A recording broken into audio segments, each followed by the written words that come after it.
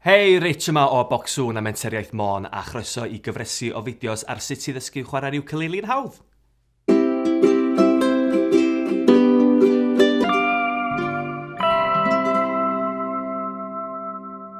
Reita, gwers rhif 3. Yn y wers yma, da ni'n ddysgu sut i chwarae'r chord A minor. So, union un peth a gwers rhif 2, da ni angen un bys i chwarae'r A minor. So, dyma ni.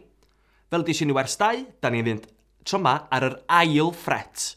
So, ffret rhif 1, ffret rhif 2. A da ni'n mynd ar y string rhif 1. Felly, 1, 2, 3, 4. So, ail ffret, string 1. Mae'n eitha anodd chwarae hon oherwydd da ni angen defnyddio tips ein bysedd. Fel yna, da ni'n cael sŵn perffaith ar yr A minor. So felly dyma ni, na i chwarae'r A minor 4 gwaith.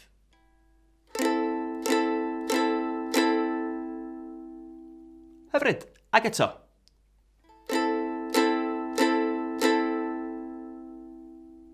Da iawn, A minor. Wan, minor.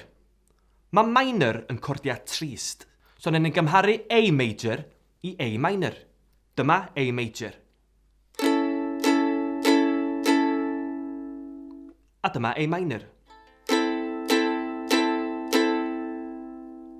So cofiwch bod cordia minor yn drist a major yn hapus.